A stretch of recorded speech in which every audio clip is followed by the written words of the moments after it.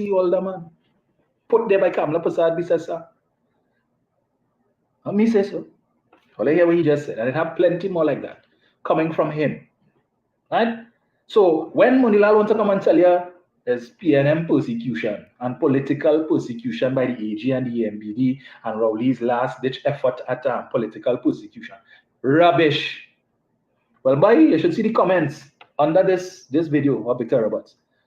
That the UNC faithful, they take him to task. What they call him is what they forget. What they call him is what they forget.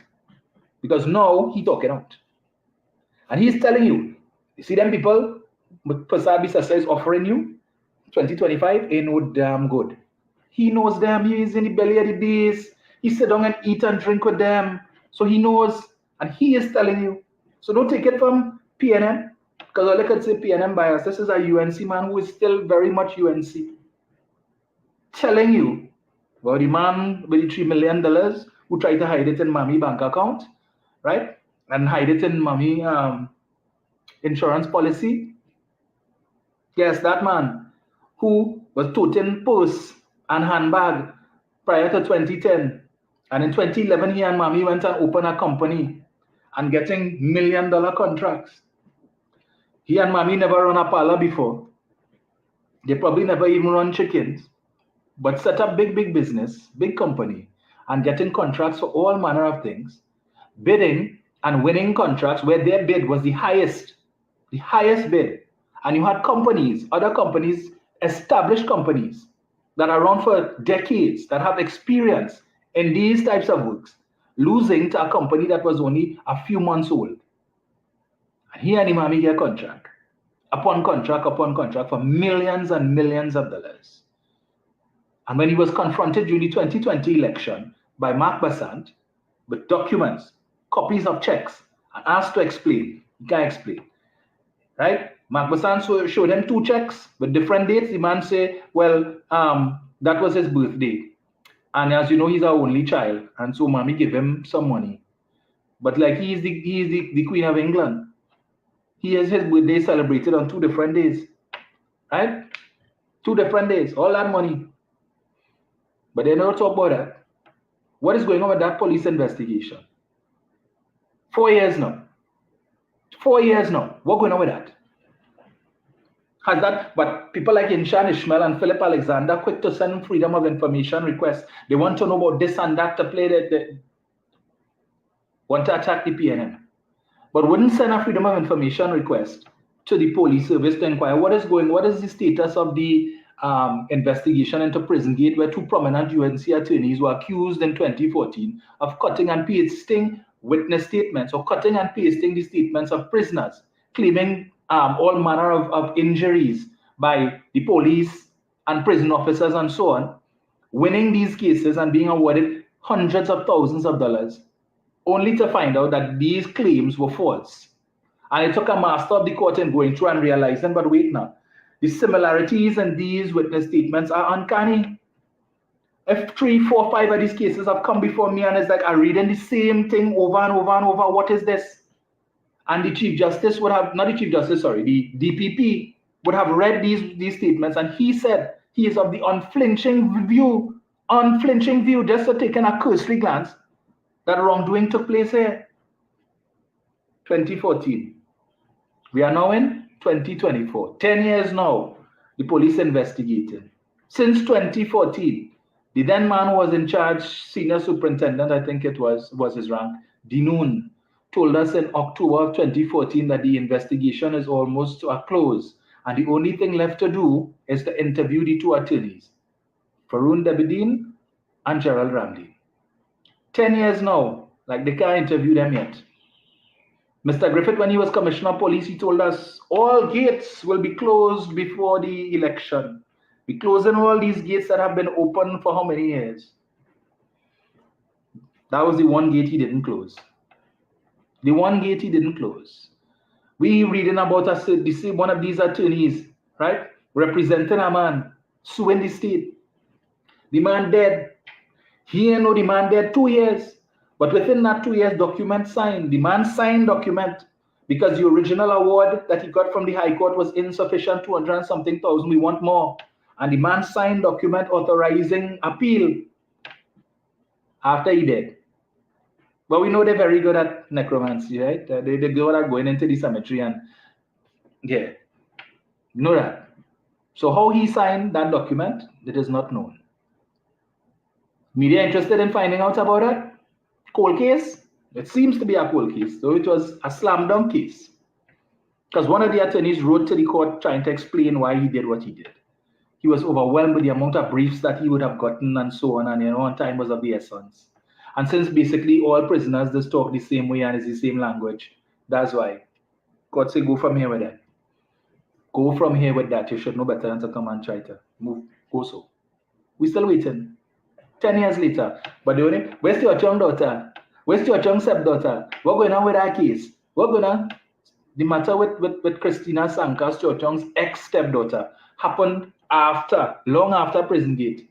But we're not interested in Prison Gate. We only, every time we come, where's your young stepdaughter? Where's your young stepdaughter? We hear she out the country. How she leave the country? Well, I hear that. Kick out the PNM? Them tell all of that, right? Okay. But that's what they're interested in. So we will see how this EMBD matter will proceed. So in the Parliament, in the Senate, well, that's a whole next thing we had to talk about. Because I took the opportunity to listen to some of these others. Every time Kamala decides to use the Senate for a Kobo sweat, to give somebody an opportunity to get to come and act as a temporary senator, it's always a big theatrical performance. As if they say, leader, look, see me. I could be a whole gutter rat. That's what it is. Now listen to Senator Jayanti Lakshmi Dayal talking the most garbage, the most amount of rubbish, right? Anil Roberts come to challenge Stuart Young with respect to the closure of Petrotrin and why the refinery had to be closed. And Petrotrin was a net earner of foreign exchange, and Petrotrin was doing so well, and Petrotrin was never a drain on the treasury. Really? Let me just touch on that quickly before I open the line. Permit me. Just as a reminder, right? We've read it before, but sometimes it's worth repeating. That in... Come on, why is this thing not opening now? Get it to you. Yes, all right.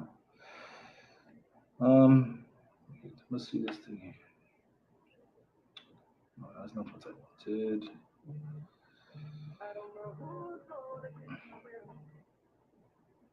I don't know why this thing not opening, so I'm gonna try another route. Just give me 1 sec here, folks. Time to build up material on Petrotrin. Right. They posted this 2 December 2014 statement by Senator the Honorable Kevin Ramnarine, Minister of Energy. And these are the kind of things when you see they talking that rubbish in the Parliament that needs to be read. It's already unanswered, so they didn't need to, in response to Mr. Roberts and his foolishness. So let's see, why is this thing all going on here?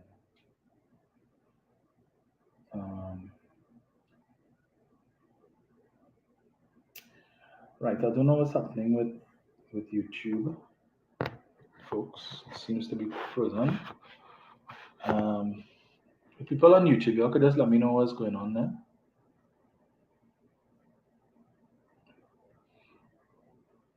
Anybody on YouTube? You all seeing, you all hearing, because my screen is frozen.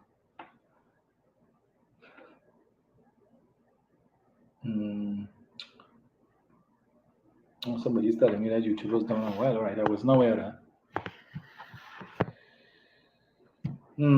Thank you for that, Roxanne. I wasn't aware of that.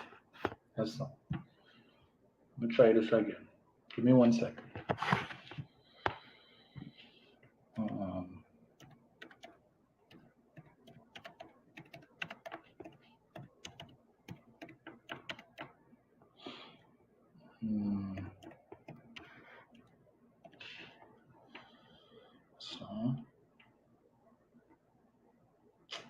I had to read the comments too, so forgive me. Let me try this.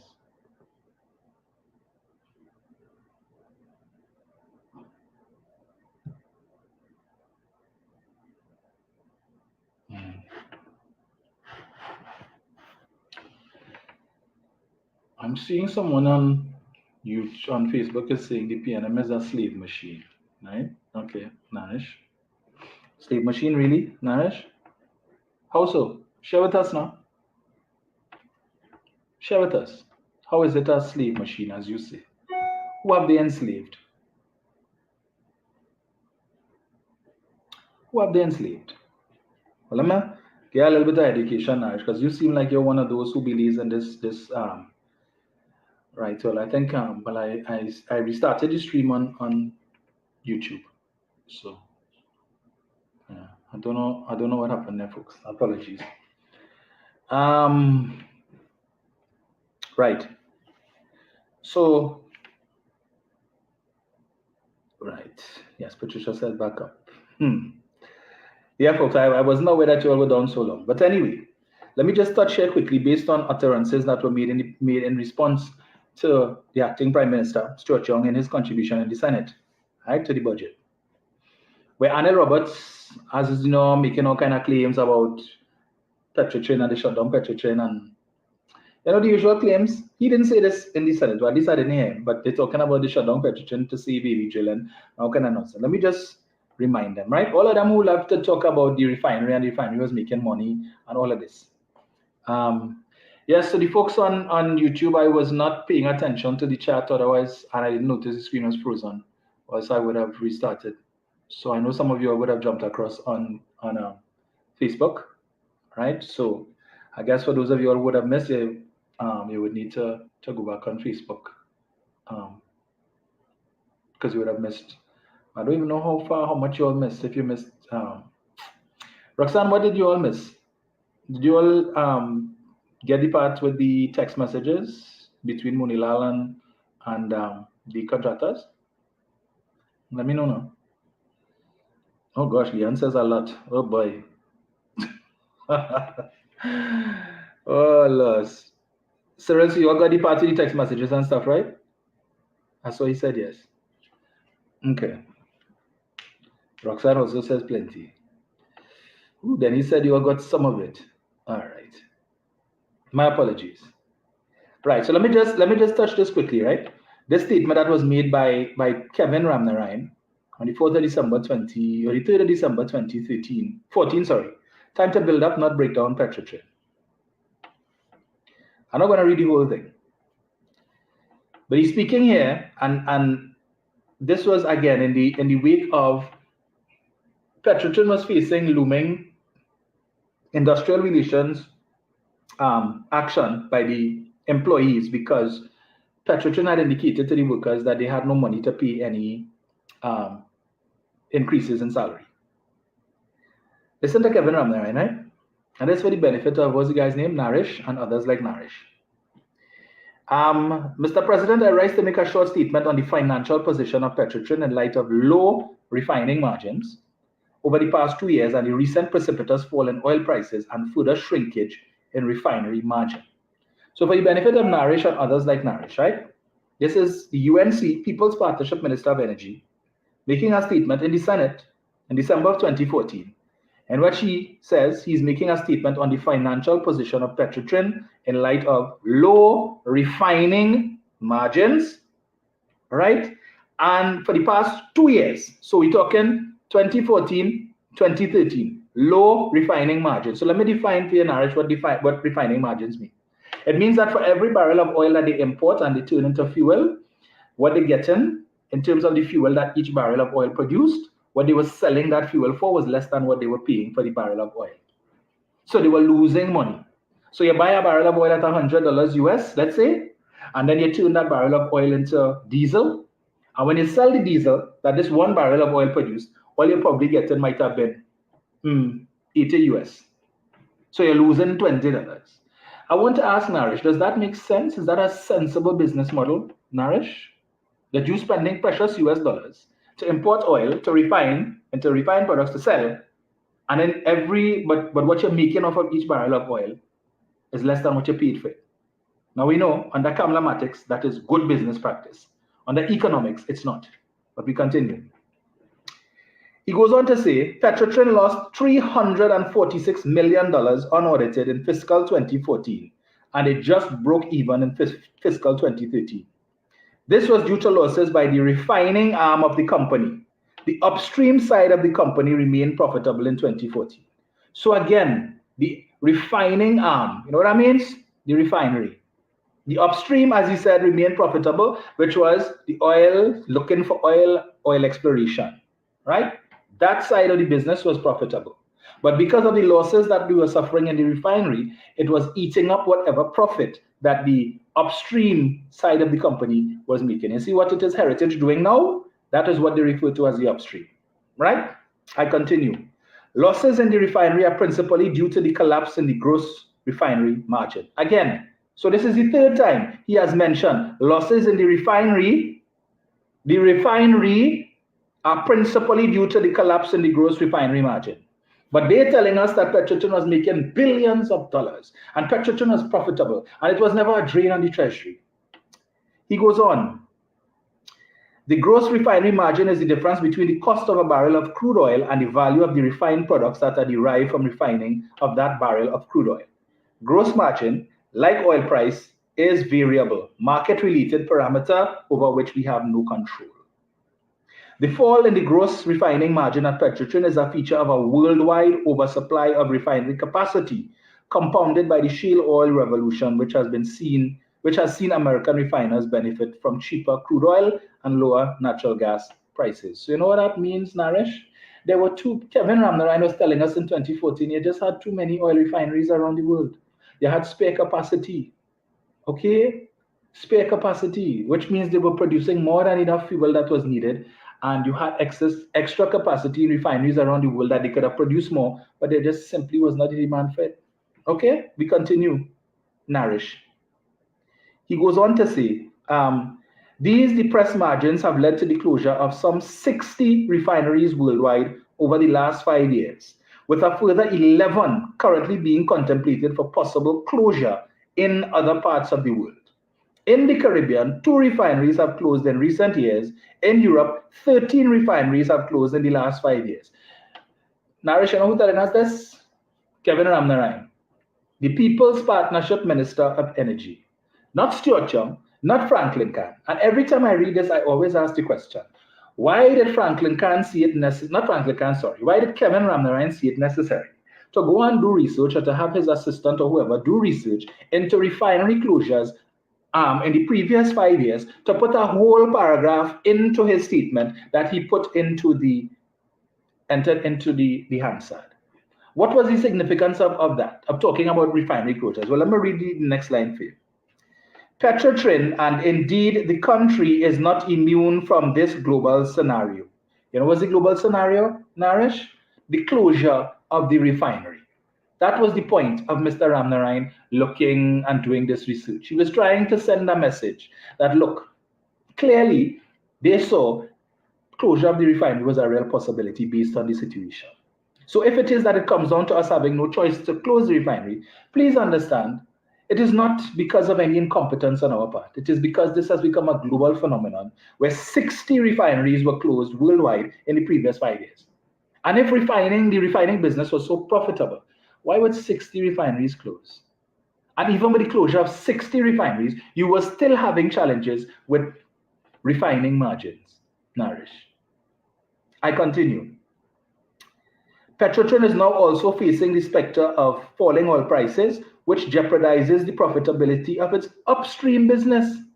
So previous 2 to 3 paragraphs before, he told us the refinery was losing money, and it is really the upstream business that is carrying the company. But now with falling oil prices, even the upstream side of the business is also in jeopardy as well.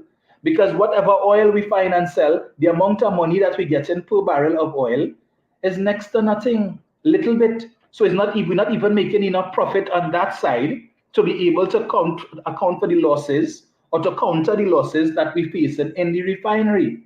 The hundreds of thousands of barrels of oil that they were importing every day because local production was insufficient to meet the throughput requirements of the refinery. So we had to import over 100,000 barrels of oil per day.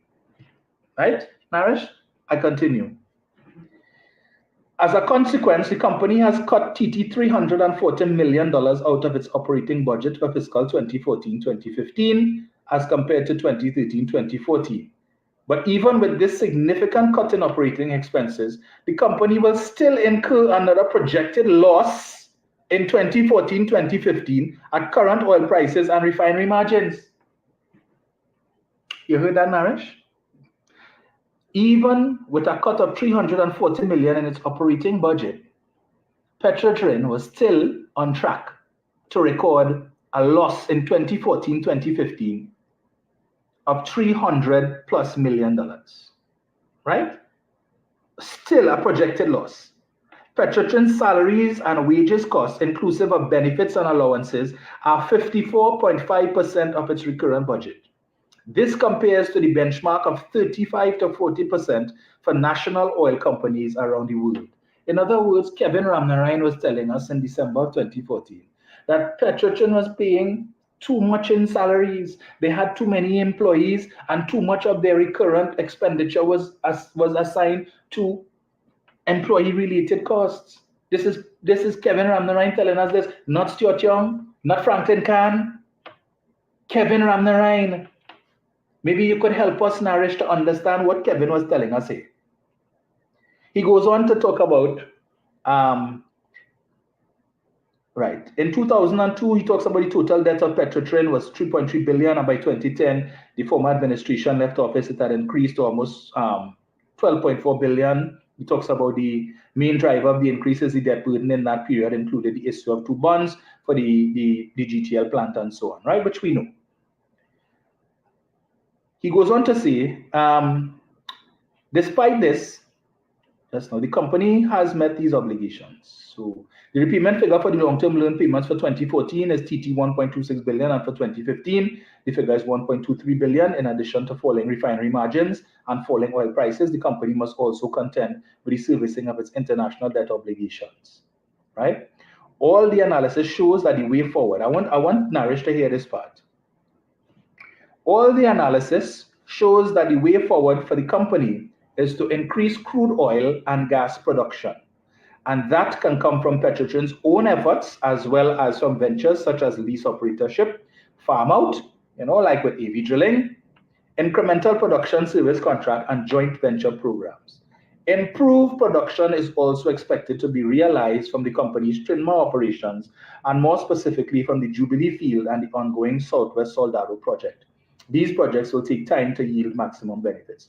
I remember the 48 million barrels of oil they told us, the sweet crude, when they hold a press conference and Khalid Hassan Ali and this guy, Lindsay Gillett, who was at the time chairman of Petrotrin, and they come with this thing with, sweet crude, it's so, we could almost drink it. What did have 48 million barrels? It evaporated into thin air. That was the first and last time we hear about that. It's sweet crude, oh yes, of the best. Additionally, the company is scheduled to retain additional drilling capacity in both its land and Trinma operations from 2015 January to improve its production and reserves position. He goes on to say, overall, it must be recognized that the company is at a sensitive stage in the implementation of its turnaround plans, and its revenues have been impacted by falling oil prices and falling refinery margins. At the same time, it must service its debt, especially the debt arising out of the 2 international bonds. Petrotrin is one of the country's major employers, with some 4,300 permanent employees and 1,200 temporary workers on the payroll. The company supports a pensioner base inclusive of spouses and beneficiaries of 5,400 persons. The company runs a medical system for employees, retirees, and their dependents, totaling 25,000 persons, and provides support for numerous sporting, cultural groups around the country. Mr. President, this is a time when the employees of Petrotrin must continue to work towards building the company. This is not a time for acrimony at Petrotrin. This is not a time to break down Petrotrin, but to build up Petrotrin. And this is a time for the employees of Petrotrin to recommit to the stabilization and growth of the company. All right? So in 2014, he's telling the workers, all your whole strain, all your pay raise, but we can't give all your pay raise right now, but you need to commit to the company. Right? So when they were saying, now we have no money, we can't pay all your, 0, 0, 0. But want to blade the current administration when they're telling you, listen, Pasad Bisesa gave public service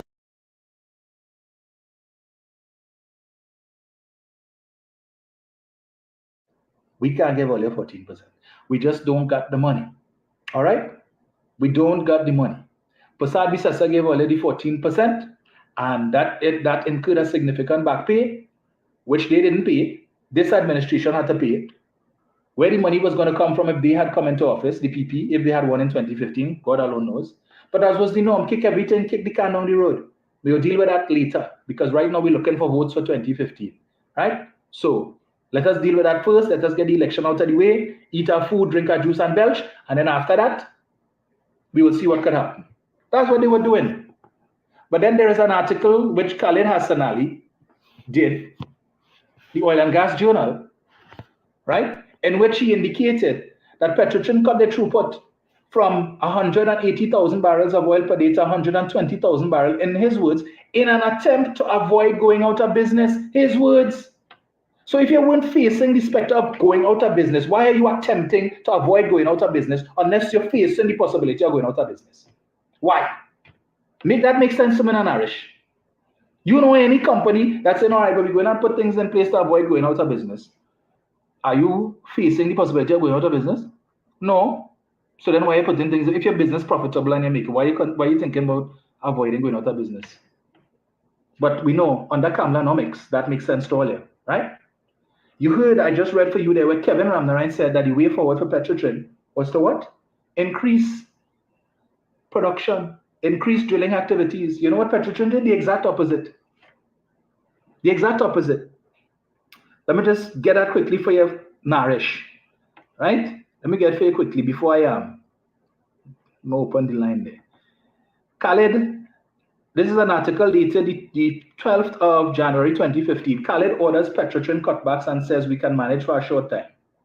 Petrotrin President Khaled Hassan Ali is forecasting a dim 2015, saying the state-owned oil company could lose 40 to 50% in revenue due to the continuing slip in global oil and gas prices. As such, he says the company has readjusted its budget and will also slash drilling and development programs.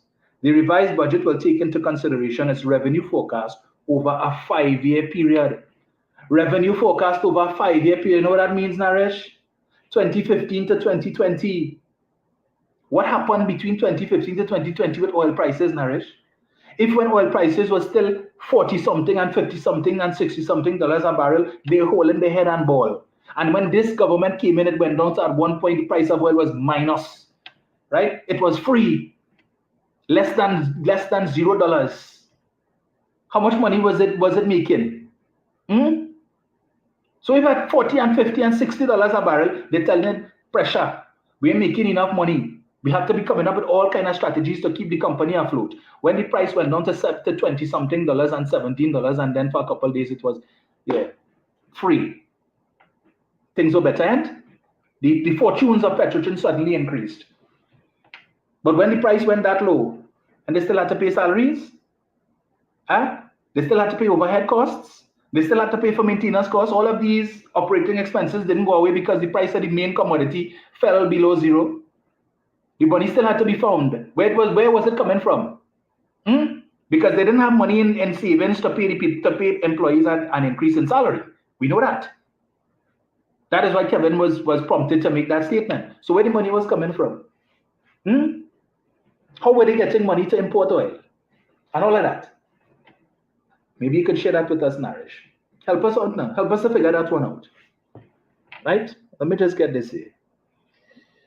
So look at the real take cheat up, Anyway. Boy. Oh boy, where is it? Where is it? So give me 1 sec here, folks. Just touch on this last thing here.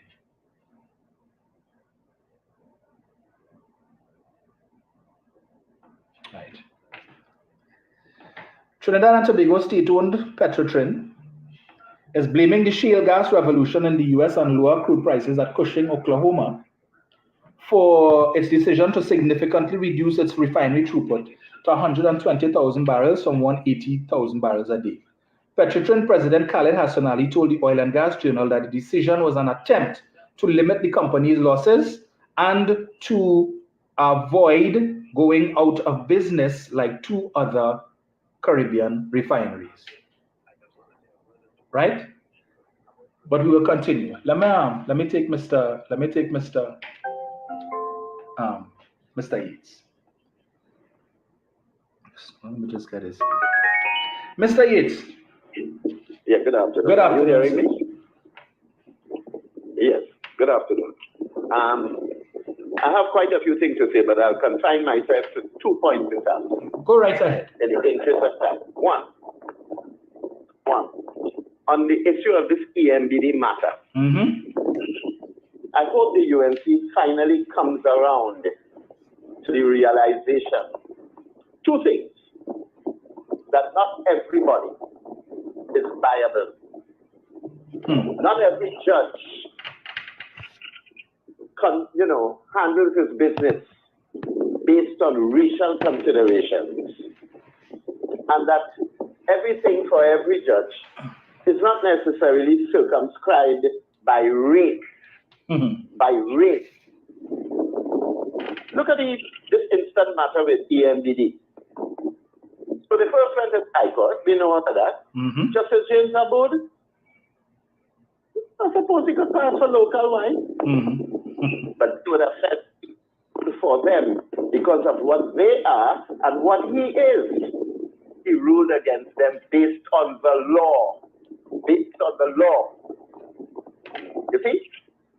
They go to the appeal court. It's a 3-man panel. And, Mr. Monilal, 2 of the 3 judges are Indo-Trinidadians. 2 of them look just like you and the contractors. And they ruled against you and the contractors. And true to form, you're going to England, to the people you love more than dal and rice and curry goat and curry duck. It didn't work. They dealt with the law. So the dotishness about, political persecution and they are against us because we are Indian and they don't like us, that might cut it with some officers in the courts of this country. It did not work in the 3 judgments from the 3 courts that dealt with your matter. High Court, Appeal Court, Privy Council. 2 of the 3 appeal court judges are people who look just like you and the contractors. Right? They look just like you. And of course, your dal and rice, the white judges in the Privy Council, they dealt with the law, and they were not prepared to listen to you all and your dotishness about PNML like us, and they are against us, and they are attacking us because we are Indian, and this and that and the other. That dotishness went nowhere in England, and it went nowhere with the 3 courts, High Court, Appeal Court, Privy Council. And I have evidence to prove that you all always feel that justice is delivered based on race, Some years ago, a fellow sat on the steps of the Hall of Justice, an Indian fellow. He had some insurance matter. He lost to the High Court. He went to the Appeal Court. He also lost. I was walking through town that day and I saw Suresh Matadine sitting down on the steps of the Hall of Justice. You know what he told the media? A microphone in his face.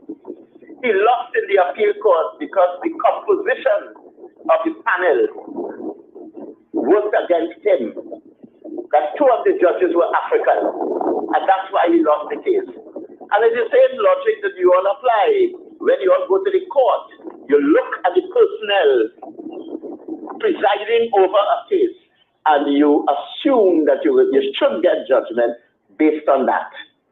But it didn't work this time, Monilal, and we wait. We wait with bated breath to see what will happen on November, the 5th or 6th, before Justice Ibadan. I have a sneaky feeling, however. I have a sneaky feeling. I hope I'm wrong, I may be wrong. But I have a sneaky feeling the way the judiciary operates in this country. I feel after the 1st or 2nd hearing, the case will be adjourned to next year, June or July. Because I personally feel that whoever presides in that case finally would not want to hand down a judgment based on the law, and which may go against the UNC before a general election. that would guarantee their curtail in the general election next year. It is like this. And finally, I just want to say one word about this character called Fully Ferreira. Look, I think that the people who hold out this sort of big respect for Fully Ferreira as this big venerable one and all of that, I think they should start checking the contents, as they say. Fully Ferreira has now become a traitor to the PNM, notwithstanding this rubbish about signing thing about foundation member. When you betrayed the PNM in 1981, when you went with Carl and from the Bourgeois People Party, the ONR, you turned against the PNM, and now you come back at 92 years to make public mischief.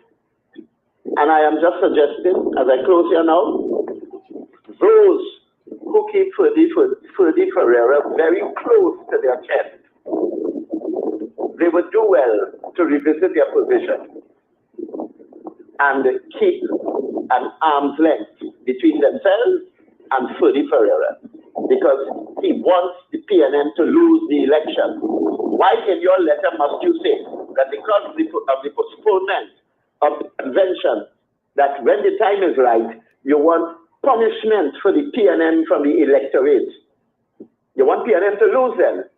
Therefore, as I close, those who hold Fully Ferreira in very high esteem as some elder statesman and some fountain of knowledge, you would do well to keep very far from Fully Ferreira, because he is against the party that you support and the party you want to win the election next year. Fully should be kept at arm's length. He's a traitor to the PNM. Thank you very much. Thank you, sir.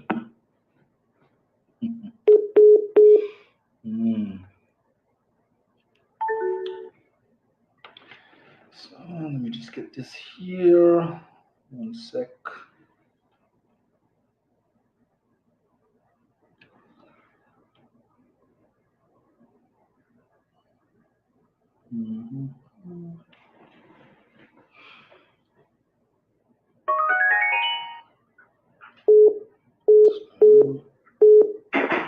Jenny. Hi, Dominic. Hi. Hi, good afternoon to you, and good afternoon to all those who are tuning to Success Stubborn Things. Last night, I had the privilege of going to the PNM's Diwali celebration. And I was sitting behind a row of women. I don't know if one of them may be on the live right now, but they're talking and she's letting everybody know. You must listen to Dominic. Dominic had the facts. Or you must go and listen.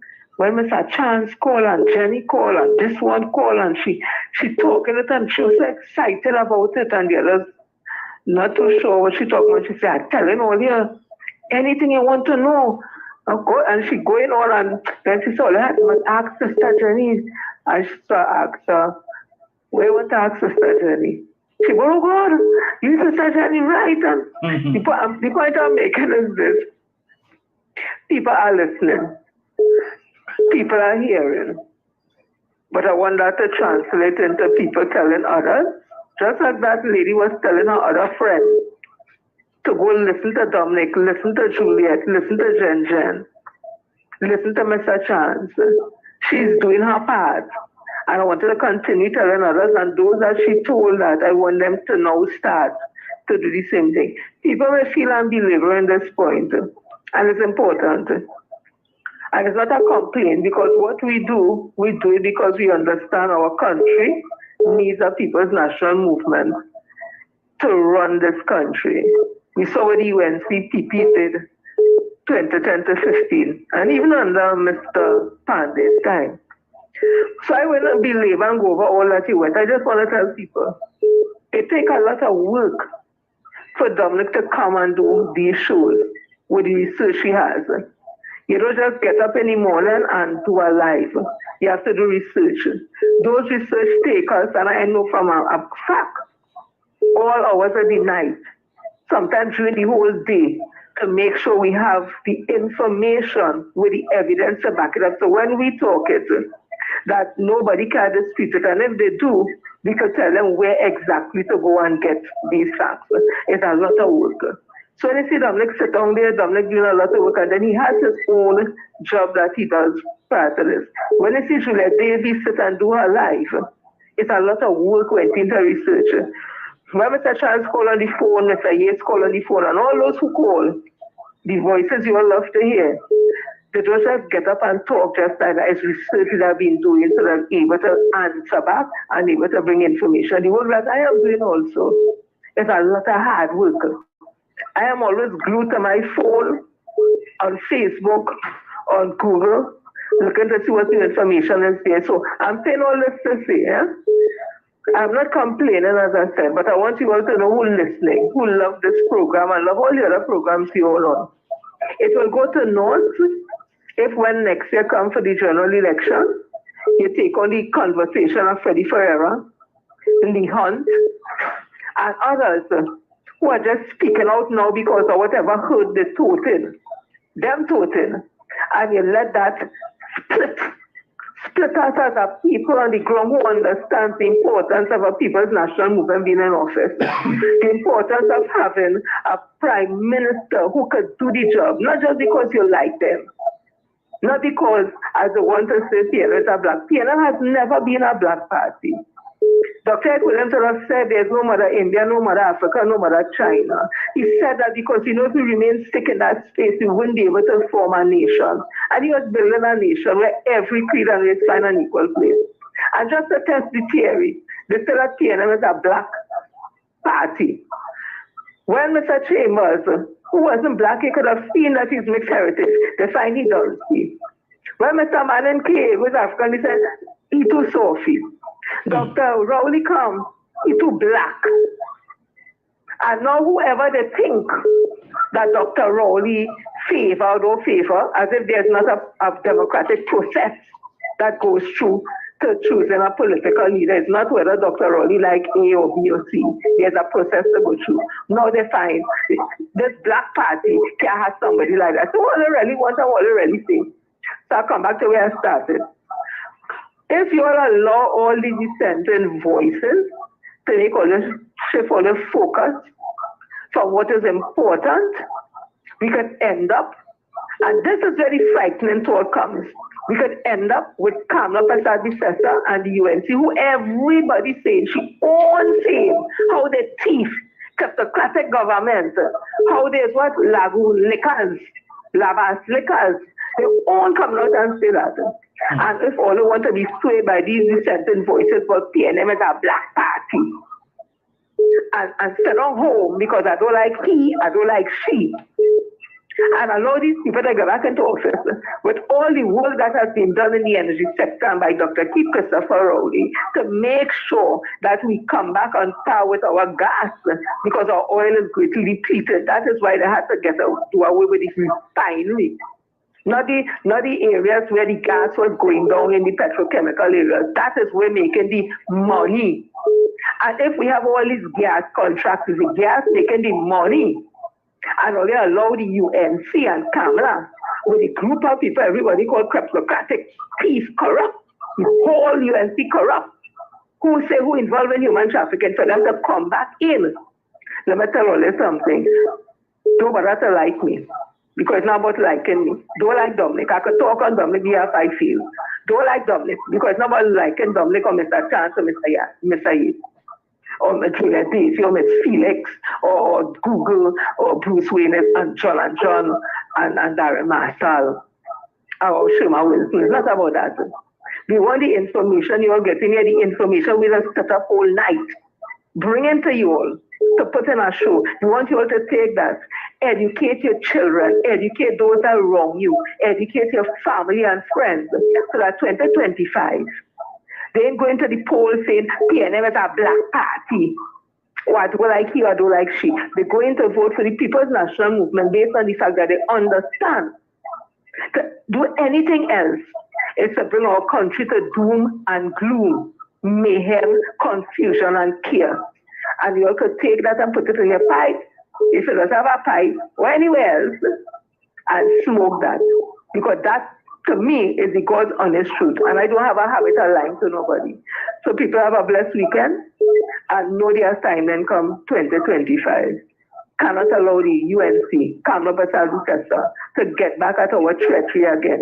We cannot allow them to be there for the future of our children. We simply cannot. It will be on us and our names will go down in history if we don't make the right choice. And that right choice is the People's National Movement 2025. Dominic, have a blessed one, as I said before. Everyone have a blessed one. Thank you, Jen.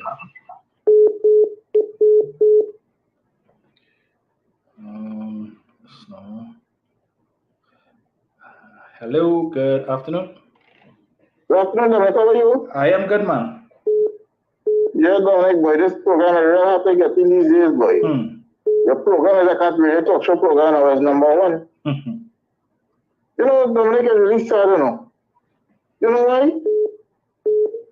All the messages since last week before you're pontifying about the good things that the authorities doing here, and people still want to gravitate and vote back a woman who's, I don't know. Have you seen how the opposition working lately? Dominic? Yep. Did you see a Pan-African man, I don't know, in one different news people, lighting DS water? And he used to be PNM and say that he loved the PNM. We're now about talking to him now. Because he says speak Sat, he loves Sat now. You know what I'm talking about, right? Right, Dominic? Yeah. He's the next one too. Right? And it looked like the PNM really had to clean the stables again.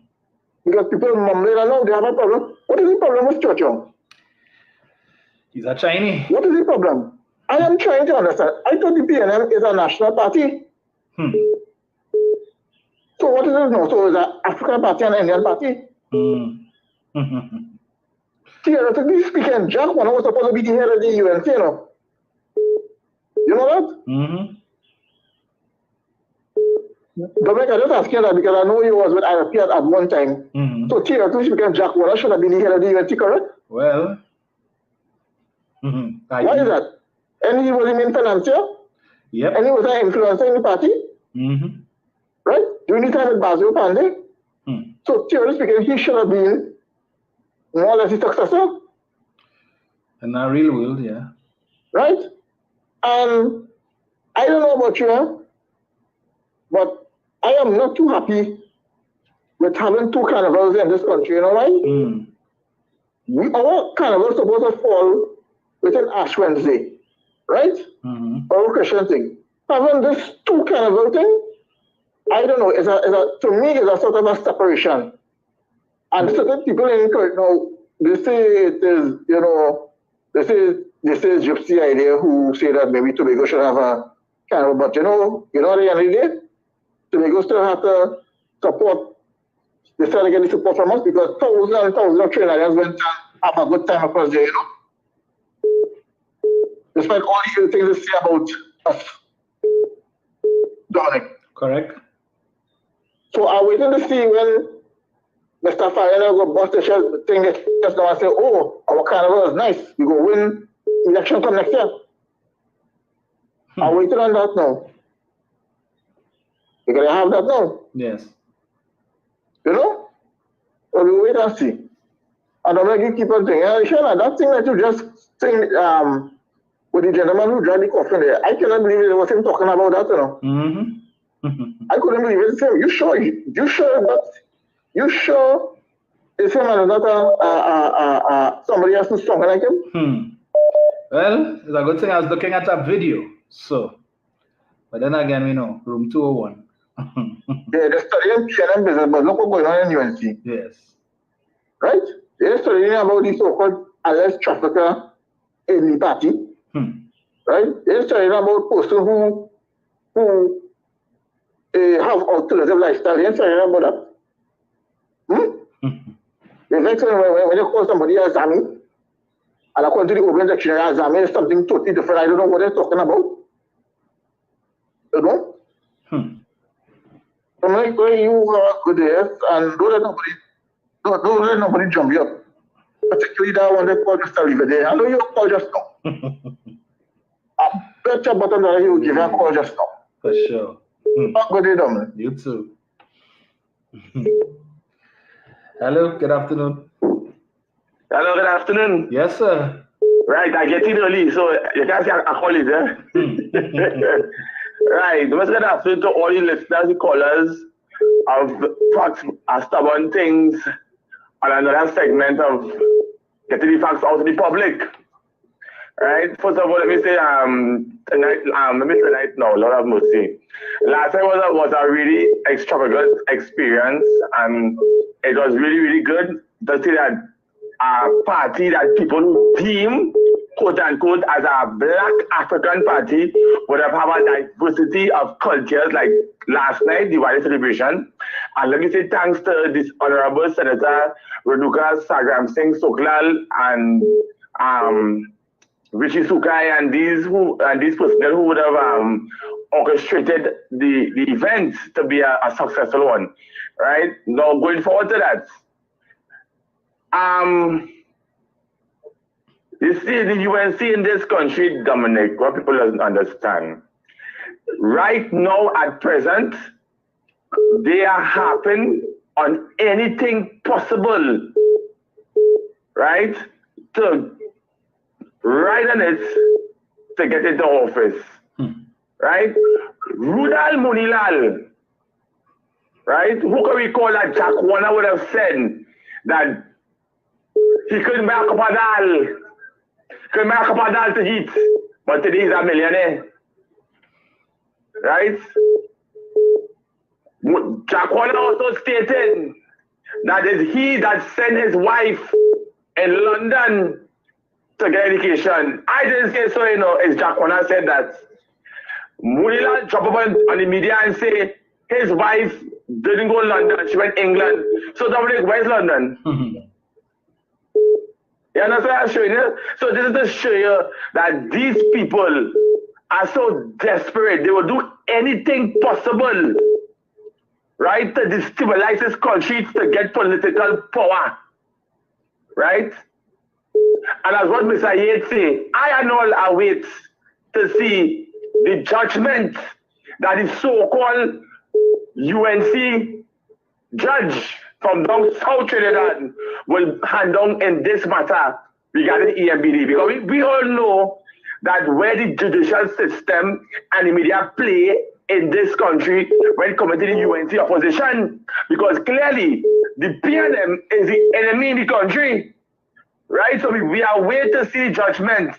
And knowingly that next year is an election year, that so-called UNC judge, I call him a UNC judge, I saying that a UNC judge, right, will have, well, let me see what will happen in that matter, right? Because it goes to show that UNC could do anything in this country, call people whatever slave master name, this, that, you name it. But when they start to get the backlash of it, they want to play victim, right?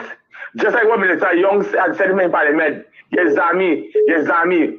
Okay, so what if you're Zambian? That is, if you choose to take over the state, that is you, right? Look at how a member of Parliament who stood up in Parliament during the budget debate from Buruga Table, Michelle Benjamin, and quoting a statement from a citizen in this country who's not in the Parliament. Why you think Harry put it between your legs? What's between your legs, Michelle Benjamin? What are you insinuating, Michelle Benjamin? This is the kind of class and behavior that these people in this country want to put to run the affairs of this country going forward, from 2025 going forward. Right? And I'm saying it again. You see Dominic, Jenny, Mr. Yates, Mr. Chance, Sharon, John and John, Google, Juliet, and others, myself, and others who beaten and burning the midnight oil to bring the facts to people in this country, and all they go and all they sit down and say, all right, well, we have it in the basket, so we have to want to study about that. It's not about that.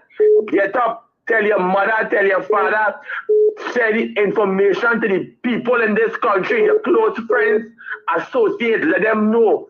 The UNC is not good for this country going forward. They don't have a strategic plan. They have nothing in place in event to go forward. Just what they did in 2010. They said we will rise. Who rise or who rose in 2010 to 2015 is certainly not the African population that rise. Right? Certainly the African population didn't rise in this country, because when the UNC Partnership Administration would have won 29-12, right? It was only one seat in the East-West corridor that would have won PNM, and that was the Aruka Muloney. And they stifled that constituency for 5 years. They gave nothing to Aruka Muloney. They gave nothing to the East-West corridor. The same people that they went and support in 2010, and they're coming back 15 years later for the same support after all they locked up over 8,000 African people in the corridor, and the same stuff people are coming for the votes come next year, God's willing. We have to be damn stupid in this country, right? And if they're stupid, we like the bullshit that's going on in this country regarding to what is taking place in the UNC today. You understand what I'm telling you? And it goes to show that the UNC in this country, it is not fit to be government in this country, right? As we wait come next week, next week Tuesday. No, next week Tuesday. Yeah, next week Tuesday, when the US presidential election will be taking place. You feel if, God forbid, Kamala Harris win election, does Kamala Harris know who is Kamala Persad-Bissessar? Does she know who is David Lee? Does she know who is Anna Roberts? Does she know who is Khadija Amin? Does she know who is Russian Jolinjan? Does she know these people? No, she doesn't know. She knows the Honorable Dr. Keith Christopher Rowley. She knows Minister Stuart Young. She knows Dr. Amy Brown. Because these are people who would have went to the length and breadth of this country to put this country on a footing economically. And these people only want to elect to put this country 50 years going back. They don't set you back 50 years already in 2010. Because this country could have been in a better position in today. That's how it is. Thanks to the UNC, that's where we are. And they want to throw the blame on the PNM and the people who support the PNM. You understand? They had an opportunity to make a difference, or they had 29 seats in 2010, or they had 20, or they could have made any laws, change laws, make amendments, you name it. What you all did in that 5 years, you know what they did? Or they thief, or they squandered, and or they finance people who look like Olia and silent.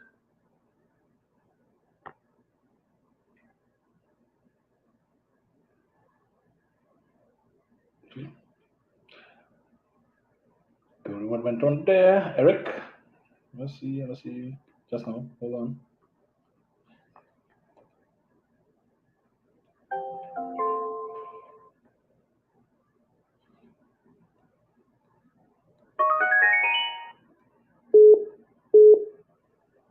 Hello? Yes, sir, go ahead. All right, yeah. Oh, boy, before I see this.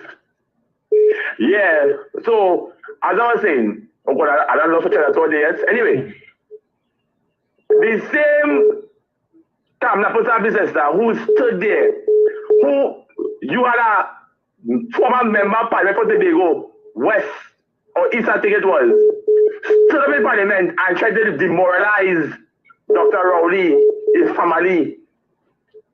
Where is the apology then? But all you have people like the Wendy and them want Minister Young to apologize because why? She's a woman, she's of class. Kamala no blasted class. She have none. She had none when she was Prime Minister. She have none in the opposition, and she have none going forward in the future. She have none. You understand? And people, 2025 is on your horizon, right? Minister Young said it last night. This country have an option, it have a choice. If you all want to go forward into the future with our energy sector and going forward with our gas deals. Or if you want to continue with the corruption and the hand-me-down, gimme, footing more dependency syndrome, we have a choice. We have a choice, people. And the only choice and option in this country is to put and elect suitable and sober-thinking leaders in this country going forward to govern the affairs, not for only PNM people, for the people of the Republic of Trinidad and Tobago, right? And as the words of Dr. Roddy said, he has labeled the UNC as louts because look how the program in Samoa, how they appreciated Mr. Naveen Jindal, one of the world's leading businessmen from India. But in Trinidad, we just want to politicize everything. They politicize the sandals, they politicize the oh gosh, the thing down in Chatham, oh gosh, I forget it. Right? They politicize all the projects that would have benefited the people in this country. They politicize every one of them to make it look as if it's the government only in corruption and scandal and this and that and the other. People, this is 2024 coming to an end in 2 months' time. We have a mission. The assignment is PNM 2025. And before I go to make any words of the late, great Patrick Augustus Mervyn Manning, the Kamala Persad today, who is presenting herself as the alternative prime minister in 2025, is just not ready. Lack the political skill, lack the political experience, lack the political training, lack the political acumen, and will be a disaster come 2025 going forward in this country today. So people, let us sit down, share the information, give the information to your friends, family, everybody, let people know the information and the great news and the initiatives that the government is going to do going forward 2025 and beyond. The mission and the assignment is both the People's National Movement and an election night. We will all convene at Balize House from east, west, north, south, central Tobago, and we're going to say, great is the PNM, great is the PNM, great is the PNM, and we will, shall, and have prevailed. Dominic, good program, Dr. Listening. Thank you, sir. Hello, good afternoon. Good afternoon, Dom. How are you, my darling? I am good. Not stay long. Let's pray first. Thank you, Father God, for today, for our nation. Lord bless us. Just name amen. Judas in this land. Barrera and Lee Hunt. Will you patriotic to the nation and the party, or to your own gain? Because you're jumping out of nowhere to open your mouth. Are you UNC number 2? You're acting like UNC number 2. I don't have to agree with Dominic, but a patriotic nation to the one for the party. They have put themselves before nation. What do you hope to achieve? How sad are those two? Lord have mercy on us, hold on now. And people hear me well, yeah? If you love yourself, if you love your nation, before you vote, read the facts over and over and over again. Look what UNC has of this nation and vote. UNC vote on race, not on issues. Kam is a female, but guess what? With the politics as a female, Kamala threw the first blow. No, she's a female, but are you a lady? Female by birth, lady by character. by behavior. And come, you're female by birth, but you have a ladylike qualities. Both for your children and your grandchildren. Because if not, IMF will kick down the doors, the windows, and rape this nation. Use wisdom, vote wisely, vote for PNM. Damagon, have a good day. Everyone be blessed. Bye later. Thank you. Hello, good afternoon. Oh, Lord. Leave it there. Dominic, What's going on? All is well. Look here, boy. Yeah, let me hear your back and I'll come in with now. Let me say good afternoon to my sisters. Good afternoon. I hope all is well. Hey, Dominic. You heard Jack Warner say how Penny is the best person to lead the PNM. I told you all that back in the days, but you know, they don't listen. Mr. Warner is entitled. But I ain't called for that. I just put a throw that inside there. All right. Dominic, over the years, listening to Foster Cummins, I'm always telling myself, but why is this man trying to sound like Patrick Manning so? You know, it's last week on the news, I heard a political analyst talking about those who might want to lead the PNM and mention Foster Cummins. And he said, oh, you know, Foster Cummins just tried to talk like Patrick Manning.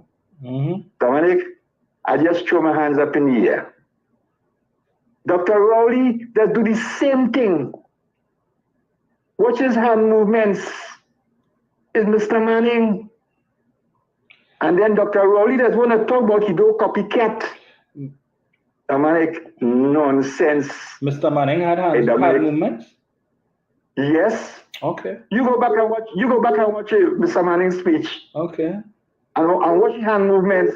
Same thing Dr. Rowley they be trying to do. So let me ask you, when Mr. Cummins want to talk like him. When Mr. Manning was alive and he was the leader of the PNM, Dr. Rowley didn't used to speak on the platform? He used to speak on platform? And Dr. Rowley used to speak on the platform when Mr. Manning was alive and he was the leader of the PNM? He didn't used to talk like Mr. Manning. Didn't he have the same hand gestures that he has now? When Mr. Manning was the head of the PNM and Dr. Rowley talking on the same platform? Why you like to make excuse for them so much? Well, you see how you tell me to go back and look? You go back and look at speeches that Dr. Rowley and you will see what I'm talking about. Seeing these things. I don't know what you're talking about. I've showing you these things. And you still want to make excuse for them, boy, Dominic? Okay. So even if I were to buy into what you're saying that Dr. Rowley do have the same hand gestures, what? So what? Dr. Rowley has been the political leader of the PNM for the last 9 years. So he all of a sudden decided to use hand gestures that you say Mr. Manning used to use to what end? When he looking to leave? Well, how does that benefit him? Wait, he looking to leave? Well, how does that benefit him? He didn't need it. He didn't need it in 2015. He didn't need it in 2020, but he needed it in 25. Come now, man. He should have gone a long time. Hey, Dominic, let me tell you this before I go now. You listening? I listening. Go ahead. Dr. Rowley said he decided to stay on to see the completion of the Dragon deal. Dominic, what are you still doing there? When did he say that? Oh, God! When he said that? Dominic, only don't listen to Dr. Rowley. I listened to Dr. Rowley and I heard in 2020 when Dr. Rowley said it was his intention, he considered not contesting the 2020 election, but he remembered or he realized he had brought in certain young ones who still needed nurturing and he needed to stay on for them. Did he not say that? You know how much time Dr. Rowley said he going and he wouldn't go? Dominic, Dr. Rowley said he decided to stay on the city completion of the Dragon deal. Has the Dragon deal been completed? Mr. Yates. Has the Dragon deal been completed? Dominic, is the Dragon deal completed? Maybe I see when you like to come at your back and all and stuff. Oh gosh, boy. Jeez, and ages. Hello, good afternoon. Hey, good afternoon, brother. Yes, sir. Listen, those in the NDV, but I was grateful for your reading of the messages that went back and forth. Yes. In Dr. Munilao. I know people can't deny that information. Yes. I don't want to one-appear, but when I spoke with us last week about the announcements by Ram Narayan about the data protection and so on, yes. When my research, I went searching, and I came up with two lovely clips. And the two lovely clips were him being interviewed by Stephen Reed on Breaking Dawn. The first one, he would have said that they would have first interfered with the subsidy on premium. You understand? That was in 2013. And he was proud to do that. And he said that if there's any other thing they would look at to really bring down the price on goods overall is looking at removing from diesel. He said that then he went on to say also that Petrochem wasn't making any money, and trying to make money, the government had to find $5 billion to make it profitable. You understand? And I'm looking at Stephen Rees in that interview, smiling and shaking his head when he was saying that. And then the same man who today, along with Ansel Roger and them, talk about the government had no, that Petrochem was making money and the government had no right to close it down and so on. I say, boy, that's why I love my research and I share it with some other people. I say, because look at these people who will come on TV now and you only call them, everybody referring to them as experts in energy and so on. But you know what? What he said in that interview is the same thing that the Prime Minister told us from different platform and podium, and what children has been saying to us all along. You understand the reason why he was looking at that interview that the refinery was over 60 years old. It was old infrastructure. You understand? And with infrastructure that age, they really can't do anything to it because of the ages. In fact, he said that in some places, they would just have to abandon connections from those outlying lines because in any case, the level of degradation would make them uneconomical to try to bring them back online. He said those things was, I say, wow. So I sent it out to various people on my feed and so on and so. You know, they just crystallized everything that you have shared to us today that we cannot get distracted by people. And we must go back and confront them with their own lies. You understand? I would like to hear Doglaya and the next Tablahead one, Mark, how they would address that when they confront them with such evidence that came from their own former cabinet colleagues, and also Aaron McCloud, who was the Minister of Labour, and Paul Ansel Roger, who's out there talking about the government. This government is not concerned about the forces of the people in the frontline communities and so on, right? Boy, and then with my saying in every contribution that he don't trust the 3 bits.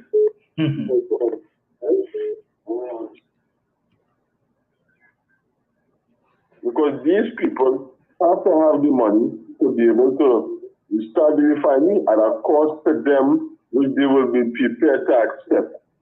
And if somebody privately is willing to accept that burden, that dies on them. But our government should not be saddled with that kind of debt. That petition was totally, and which Mr. Ram Narayan in 2014 was keen to admit that that was going on. So I want to share that with you and the national public. That if people want to go and do that research, they can go and look for it as well. They're on YouTube and plenty of that. We don't speak in other form and things. Right? I remember when I also watched one when he talk about signing the deals to explore the oil in the deeper regions of the East Coast there, over 1,000 meters and off Tobago East Coast. Right? What came of those drillings, Dominic? All were found to be dry, not so? All were found to be in quantities that were not commercially viable to bring to market because of the depth and the scope of work that you would have had to do to bring it to market. You understand? Yes. But people don't want to hear that. And these duplicitous, lying, hypocritical people still moving out there and people referring to them as experts. But if they need experts, you can talk to Mr. Young and the Prime Minister, and you need people like yourself, or even somebody like Dr. Professor Andrew Jupiter. Them are the experts they should refer to. Or the former head of DP, Robert Riley. Speak to them people. Or even Colin Hudson and somebody like that. Speak to them and they could give you the facts. So I want to thank you, sir, for bringing that to life with Samuela, and let's hear them run and say that didn't happen. And like I say, great program as usual. And always a pleasure to listen to it and enjoy all the banter afterwards. Take care of a good Sunday, brother. You too, sir. Thank you so much. Always a pleasure to have you. Mr. Chance. Good afternoon, sir. And how are you, sir? I am good, sir, and yourself? Well, one day at a time, one day at a time, sir. Again, I want to commend you on your insight and the way you put the matters together and connecting. And first of all, I want to say publicly that I want to congratulate Jen and Eric for the work that they do, going out of their own space to bring some of these national events live for us. I appreciate it a lot. I was on my bed last night and I saw Eric and Jen bringing the Diwali celebrations live for us. I want to thank them, really thank them sincerely for the efforts that they are making towards the development of Trinidad and Tobago. Thank you, Jen. Thank you, Eric. And certainly, I also want to join with both Eric and Jen. First, in terms of the importance of the message, and I'll tell you why. I'm going to make a quick comment on Petrotrin, but let me just make these two little comments first. When both Jen and Eric spoke about the importance of the message, the importance of carrying the message out, because it's not a secret society, and that's important. That is how you change public opinion. You share it around, and I'll tell you why.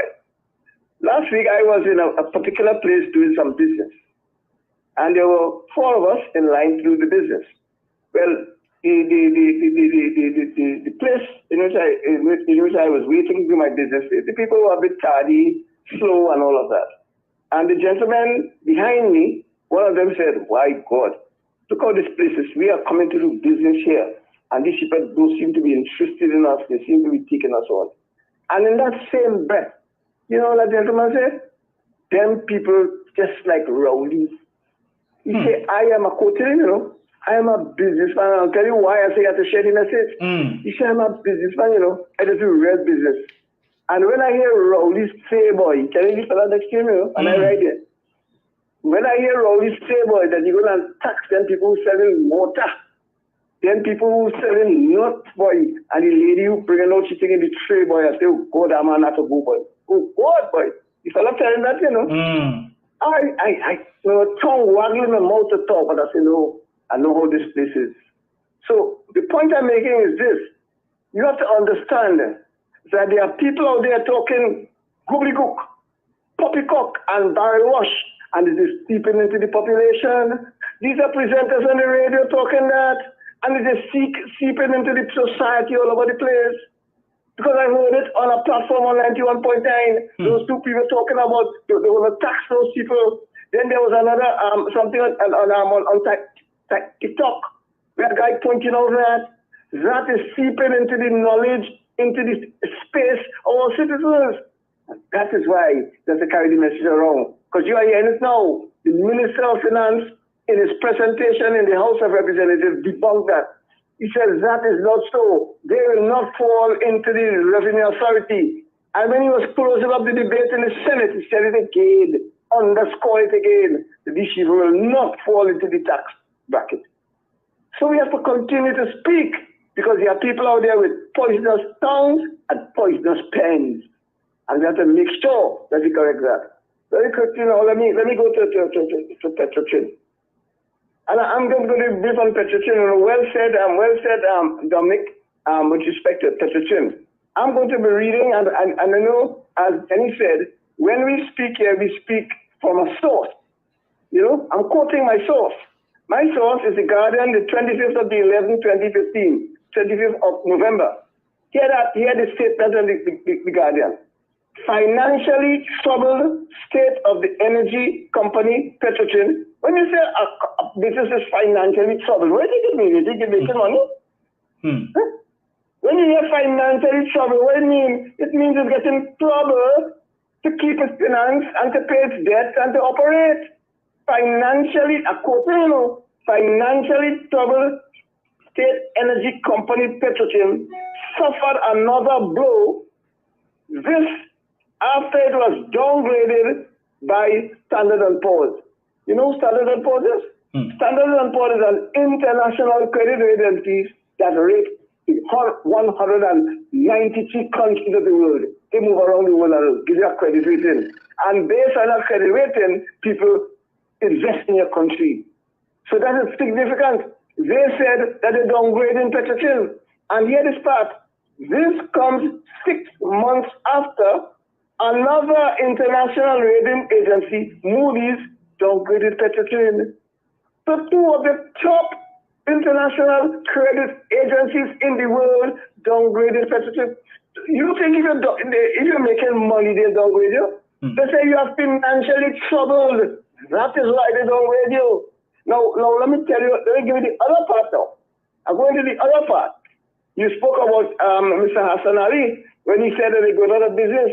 I am quoting now in 2015 again, the new chairman of Petrochem. Yes, the new chairman of Petrochem. Yes, Mr. Andrew Jupiter. I quoted him again. He says, unless the trend of spending in Petrochem much more for the company's earnings, the company will soon go out of business. Yeah, same thing Hassan Ali said. Unless that trend of spending in business is curtailed, the company will soon go out of business. Jupiter went on. Petrochem is in a perilous state, right, and must take steps to address the current urgent challenges. You hear that? A perilous state. Soon go out of business.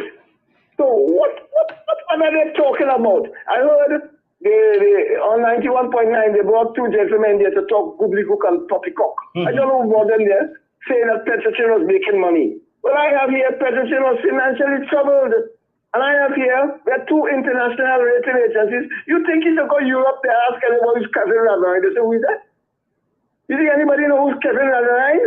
Who's Mariella Brown? They know that? They know. They know the credit rating agencies.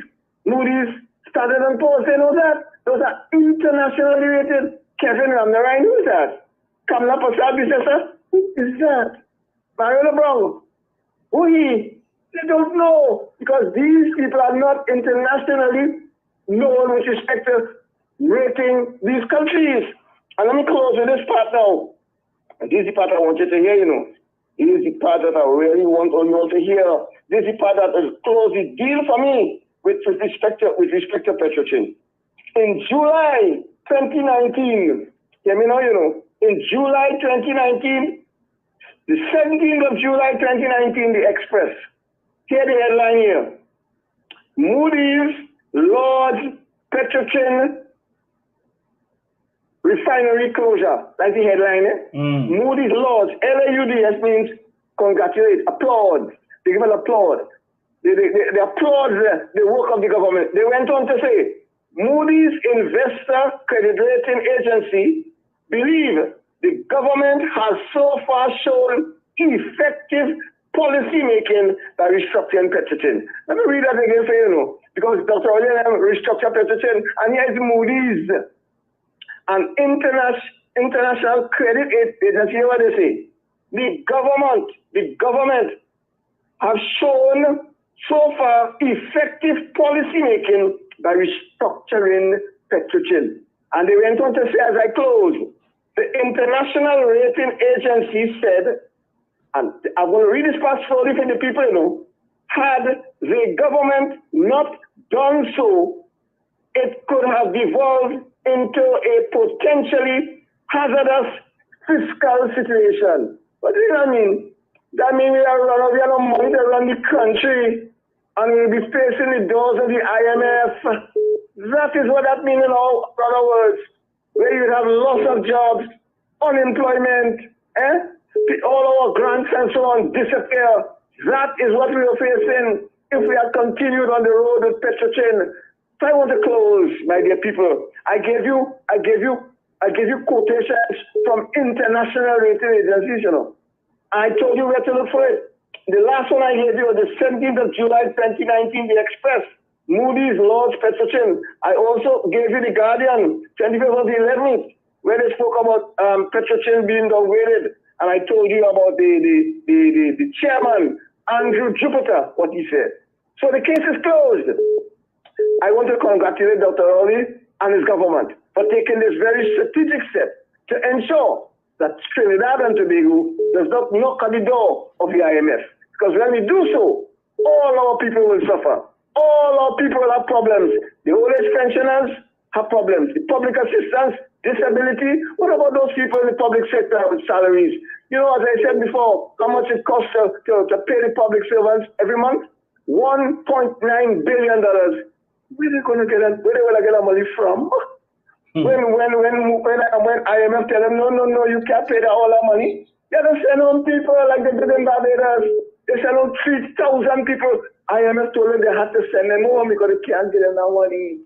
That is what Dr. Rowley and his government prevented from happening to our country. So all our people, whether you're low income, whether you're a senior citizen, whatever station in life you are, your quality of life will continue and be better. Thank you very much, Dominic. Thank you, sir. A word from the wise. Take note. Brian. Hi, good afternoon to you. Greetings. Good afternoon. Well, everybody from the north, so they're getting before me. Dominic, you know, it's amazing. Very quickly. I know you had to go. People speak because they had to say something. Mm-hmm. When somebody could call you, Dominic, and tell you that they have a problem with a man standing up by a podium and gesticulating with his hands, it just goes to show you that they would not speak about people who have to use their hands to hold on to the podium in order to stand. Mm-hmm. They don't talk about that. Let's talk about that part? No. But that's what he called it to tell you.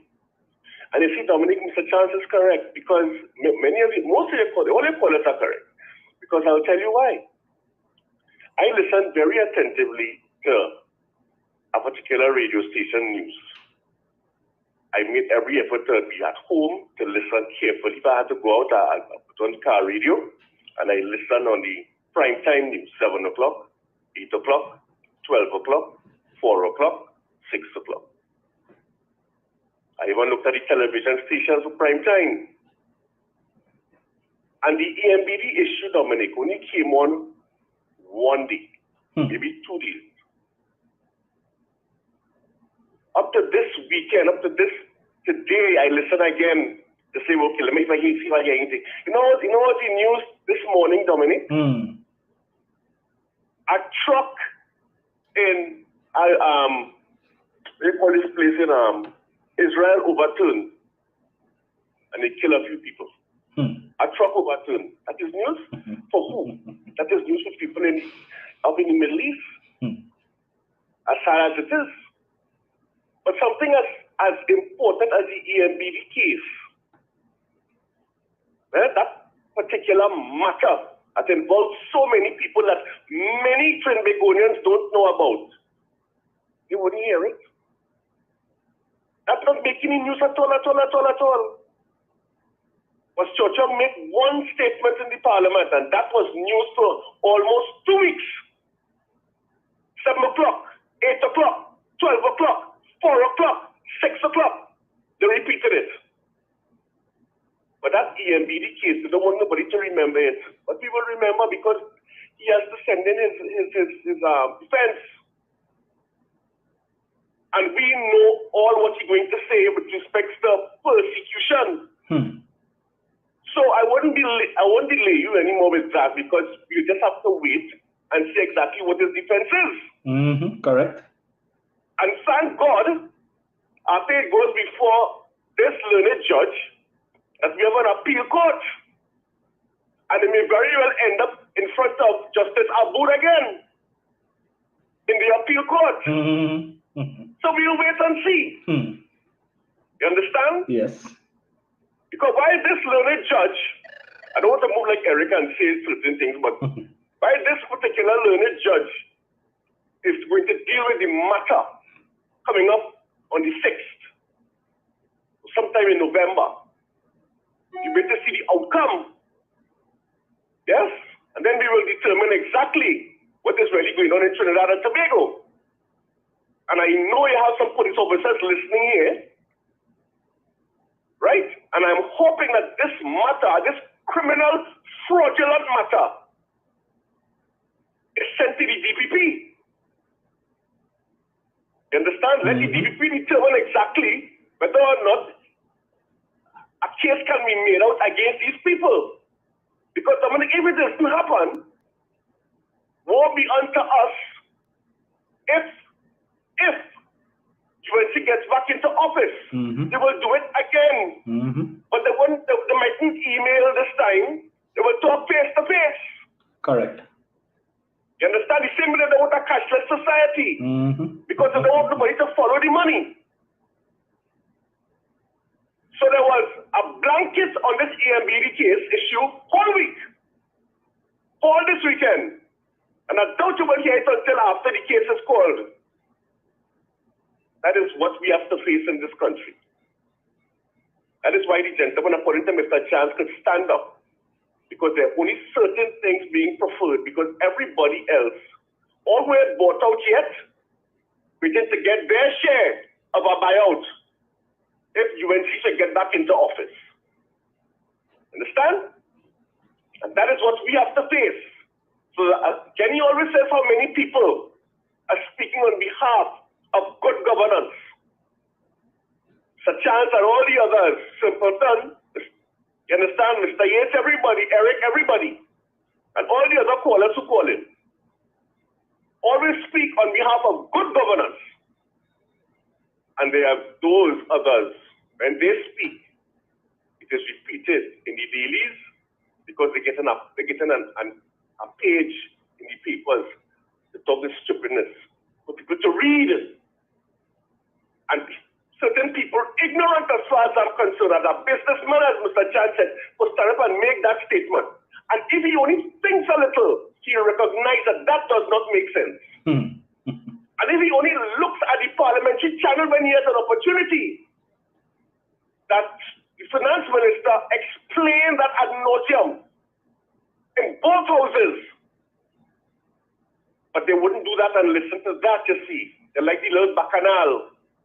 Because we are a bacchanal country. And I prefer to believe the bacchanal than to believe the truth. That is where we are.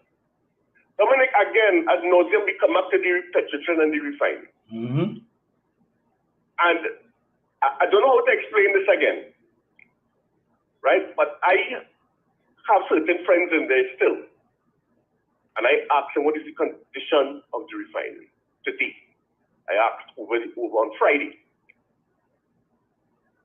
And he told me that the refinery has deteriorated over the last 6 years. But I wasn't surprised. He said, but that was expected. He said the company has spent a lot of money to try to keep it in a particular manner. Right. But if anybody has to come and take it over, there'll be a lot of stress testing, a lot of other work will have to go on before. And he's talking about this is just a physical look at the refinery. He's not talking about the internals of this old refinery, Dominic. This lower end of the fourth quartile refinery, Dominic. That the UNC is telling people that when they get back in there, they will start it up. They're not telling us where they're going to get the crude from because we don't have it here in Trinidad. But 50,000 barrels cannot start up that refinery. Correct. So you have to begin by bringing in a shipment of over 500,000 barrels to start. You understand? And that is in US dollars we have to buy it. Yep. Look, the people are being fooled. And I would like to ask the UNC, where are they going to get that money from? They're going to borrow again. Because right now, Dominic, because you see people not listening, because that is why the then acting Prime Minister had to come to the upper house. But we only listen to those miscreants in the Senate.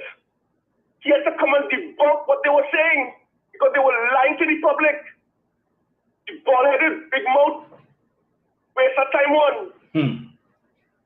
But lying, just literally lying, and Minister Sutton had to come and put in and to repeat what he had said in the lower house.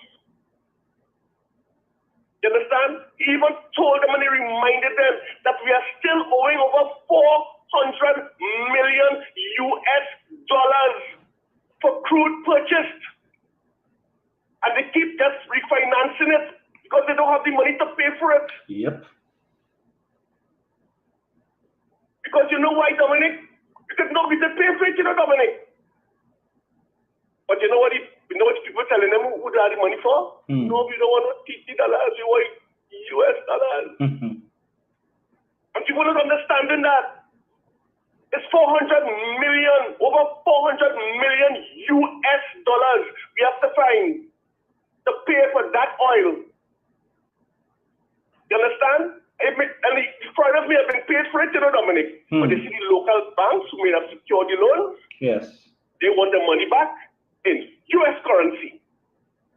But that is the business of the refinery. That is the business of the crude that they would purchase locally and internationally. You remember Avery Drilling, when that issue came about? What you were saying? That Petrogen owes him how much? $84 million US dollars. Remember? People must remember these things. You don't sell your oil in TT dollars. You sell your oil in US dollars. Locally and internationally. And that is still on the books for Petrogen to pay. So if people want to go and listen to Kamla Prasad said so that he could start up the refinery, and they wasn't losing money, and the refinery could make money, well, you go ahead. Because the refinery, what they did, Dominic, to fool the people, they amalgamated the exploration and production books together with the refining books and say, hey, look at it, the company making money.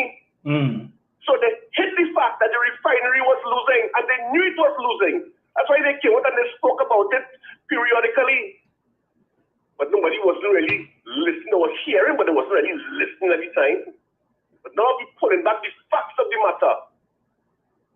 Even Kevin Ramnarang had said last week, well, the opposition leader wants to start the refinery, and let her go ahead, but I think she could start it back. I said, what? What is she saying? What is she saying? How's she doing that? This woman didn't even know that we had shares in Atlantic LNG. What's she know about the refinery? And Rose is supposed to know better. But everybody gets promised something. So everybody quiet. And you see when they get in, if they get in there, Dominic, you know what they will say? Well, looking at the books now, looking at the facts now, we don't think we'll be able to do it right away. Correct. We have to outsource a buyer. That is what they're going to see when they get in there. The same thing they did with the pensioners when they promised them monies. And when they got in there, what they told them? I'm a sprint. That is what they're going to do to the people, those foolish people out there like Naresh who don't want to understand that they're being fooled. But Dominic, we will wait and we will see. Because there'll be more to come, you know. Look out. There'll be more lies to be said. Because you see, they want to win just like Donald Trump. So the lies will continue. Dominic, have a good day. You too, sir. Thank you so much. Right, so 225, folks. Yes, misprint indeed, Roma, Roach Thomas, that's what they told us. And make no mistake about all the promises they're making out there, they're going to do this and do that, and if they get into office, now they'll come and say, well, you know, we couldn't fix the economy because the damage that was done by the PNM over the 10 years was so much, you would need 20 years to fix it. And we can't fix the crime because, you know, the damage that was done by the PNM with respect to the mishandling of crime is going to take many years to fix. That's all they will be singing. And we will be hearing blaming the PNM and blaming the PNM for years to come. We can't do this because of what the PNM did. And we can't do that because of what the PNM did. After all the promises they make, and the supporters will gladly jump on that and say, yes, because Rowley do that. And Stuart, they mash up the economy. I saw somebody here talking nonsense just now. I guess is one of their supporters. You know, that the about the PNM thief and all. I keep telling you, the PNM wanted to thief. The UNC, the People's Partnership, gave them ample opportunity on a platter to thief. Any one of those $1 billion or $1 million projects, they could have thief if they wanted to, right? That this administration spent less money to build than what the UNC was planning or said it would cost. If they wanted to thief, they could do that, right? So at the end of the day, it is what it is, right? But I'm seeing, again, more and more persons who, should I say, know better, boy? Because I'm reading this article here with Foodie Ferreira. You know, and this thing about people and the people in the executive, or not the executive, but the hierarchy of the party who are not in support of Stuart Young being the next leader. How can you claim that democracy doesn't exist in the party when it is that you are making a case to say, well, the hierarchy of the party? That is a decision for the membership of the party to make. The membership is not the hierarchy. When that time comes, we will go to the polls, one man, one vote, and the decision will be made. It's as simple as that. But everybody who now wants to come out and put their 2 cents, their 4 cents, and the nickel and the dime, there is place to discuss these things. And no comment is still a comment. But why are people making themselves available to sit down for detailed interviews, to talk these things? If you have an issue, the PNM has a forum to discuss these things. What is the point of coming out in the media and talking these things and everybody puffering their own opinion and all kind of thing and giving the media fodder? What is their interest? When that time comes, it comes. If Dr. Rowley has a chance when the voting comes to cast his ballot, and I make the point, when Kamala Harris is now the Democratic Party nominee for president, why? Because when Joe Biden decided, after much haranguing from the media and from members of his own party who taken chain up from the media, right? He decided, you know what? Okay, I will step aside. And in his letter that he wrote indicating that he will not seek re-election, he endorsed Kamala Harris. He said, I am endorsing her to replace me. And as a result of that, what happened? Everybody fell in line. There was some talk before he made that decision. Well, you know, if it is he does decide to step down, this is uncharted territory, so we would need to have a mini primary and whatnot. Who stepped forward to say that they wanted a mini primary? I think there was one person, Joe Manchin, who has not been really voting with the Democrats for a while, or he has been very vocal and whatnot, and his position has been questionable. He was the only person who indicated that he might have had some interest. But otherwise, that the rest of the party coalesced around Kamala Harris based on Joe Biden's endorsement of her. So if it is, Dr. Rowley hasn't come out and said he endorses anybody, but if persons want to say that, okay, it may seem that is his choice. He knows why he thinks that might be the best choice. Stuart Young has been working in the office of the Prime Minister since day one. He has been advising the Prime Minister on certain things, and perhaps Dr. Rowley sees certain qualities and traits in the man that he feels might make him, the ideal candidate. But at the end of the day, it is not. Dr. Rowley isn't going to go and put a crown on Stuart Young's head and say, right, you are now king or you are now political leader. There is a process in place, and when the time comes, that process will take place. So everybody who making themselves available to give comment and detailed long interviews and so on, stop giving the UNC for Dana, man. That is UNC behavior. That is not the PNM way. Relax all yourself and wait and see. You had 70-something persons who said they support the motion to postpone the election until whatever time, and then Dr. Rowley would have interrupted his winding up to give his explanation as to why this is the case. One person decided to say, no, they're not in support of that, and they're not satisfied with the reason given by the leader. Okay, you're entitled to that. But we don't need to be the media calling and yeah, oh yeah, hard time, man. What all I want to know? Yeah, let me give you a detailed interview. So you can write a whole article and in some cases misrepresent what was said. And then you have people jumping on the bandwagon. Hey, you see? For what? To what end? Anyway, this is Shampa Kojo said it, and I will repeat it. It's only PNM does mash up PNM. Only PNM does mash up PNM, right? Because if you hold the line, you hold the fort. But the same thing, again, if only 2010 all over again, go right ahead.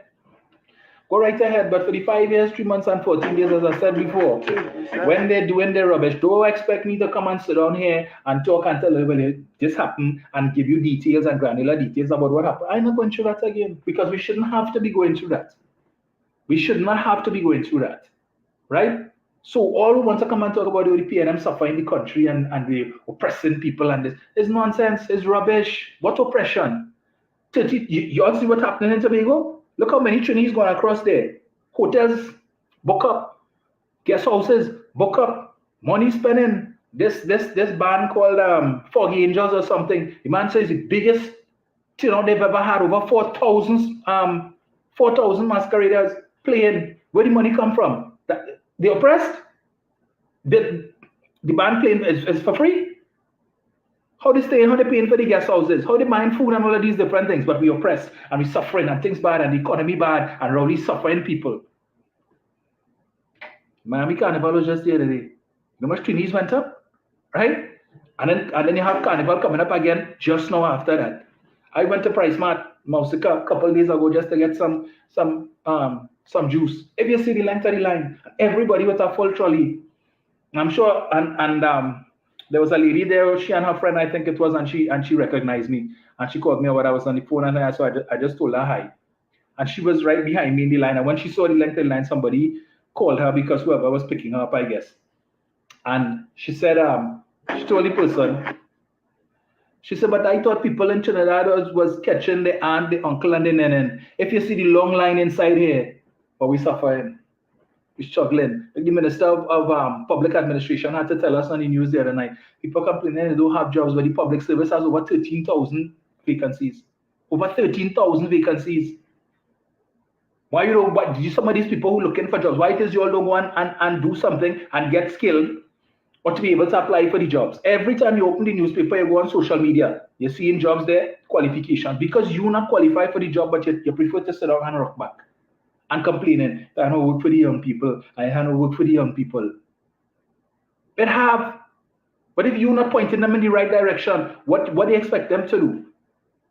But suffering and the economy in a mess, and the economy and really mash up the country. But Fali tell earlier, don't blame the Prime Minister, don't blame the government for crime in Tobago. Blame the mothers who know what your son's doing and encouraging them in the slackness. Fali say so. Dr. Rowley didn't say that. If Dr. Rowley said, we're going to hear the end of that. When you hear the end of that, all they want to kill Fitzgerald Hines. If Ali said that and he doubled down and tripled down and he stand by what he says. Stand by what he says. Crime in Tobago is homegrown. And the mothers, he blame them. But let's take this last call here before I am. All right, let me see what's going on here. 2:35. Thank you folks for joining me. Always a pleasure to have you all and to share my thoughts on a few things. Do my research and bring the information. So let's see what's going to happen out with this EMBD matter. Right? We wait with bated breath to see. Because the judge, Justice Aboud, was satisfied just based on what was presented so far, that Munilal have a case to answer and money to pay. But even if he make a jail, we will satisfy ourselves with him being pauperized. Okay? Having to pay back monies. Last call. Hello, good afternoon. Hello. Hello, Dominic? Yes, sir. Dominic, the type of thing that the hypocrisy that we have to deal with, it's true, he's suffering. But I saw it on the news too, and I couldn't believe it. You mean to tell me Trinidadians and Pastor Tobago have all that money to have a good time in Tobago? And you have to find booth. You have to find money for reservation to renting people homes and hotels. right? And breakfast too. Yes. And also money for excursions, correct? Yes. And then you have to find money to come back home. You will have a good cool, well, how much you spending time? $5,000, $10,000 to go to Tobago, Dublin? Well, how much money? What's the average?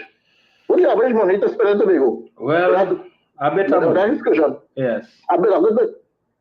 And people suffering in this country. Right. Another thing I have been disturbed too. What are the headlines? You know, what gets me vexed? This thing at Paria and LMCS. You know, people still saying, relatives to sue Paria, but they put the main culprit, LMCS, as the second. Why is it that go put LMCS as the main culprit, Dominic? Can somebody tell me why? What are they insinuating that Paria still liable for the people the people deaths? Isn't that the people, the company who hire those guys to do the job should be more liable? Yep. So what is the newspaper trying to... I'm like, you're good, right? You see me? I go on. I don't know this country too happy. And I hope all the people who are talking about the people suffering from after time in Tobago, including Tobagonians. Yes. Have a good day. You too, sir. Thank you. Right. Folks, thank you all so much. Tune into Darian Marcel this week. I say no more on that. All right? He'll have a lot to say. Yeah. So it should be an interesting week with Darian. Those I didn't tell earlier. Right? But anyway, Ate says exactly, no thanks, YNC nothing, all them cases gone through, remember that. Then he says yesterday in Price Mart and La Romaine, the line's long. My daughter left and say, so we'll be back another day. I don't study them. She doesn't write.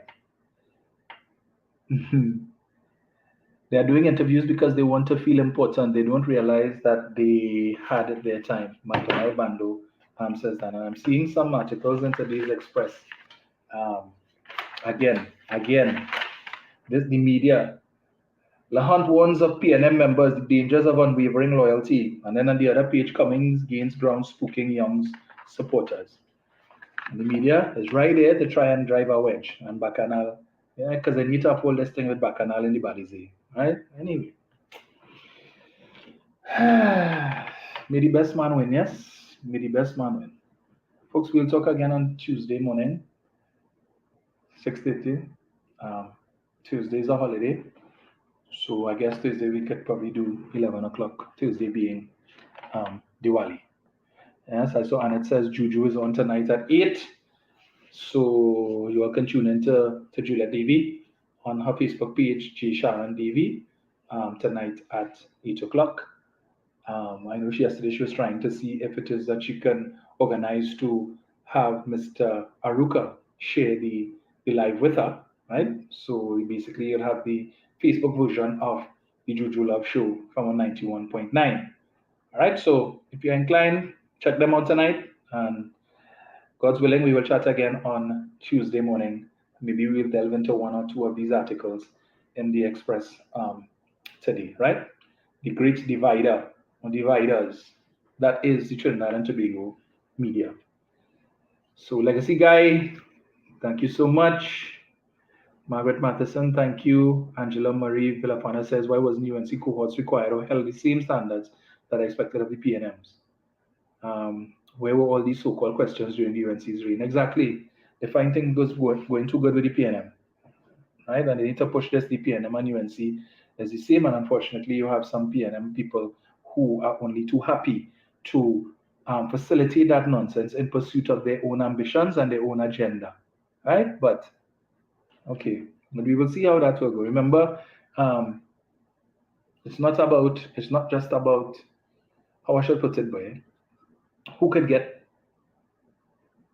replace Dr. Rowley and get the PNM faithful to support them. You also need somebody who has crossover appeal, who could get other persons who support other parties, persons who are on the defense to vote for the PNM. All right? So when that time comes, you all know what to do. Make your choice. Make your choice. Whoever presents themselves, what they have to offer, hear what they have to say. And we will see what happens or what takes place from there.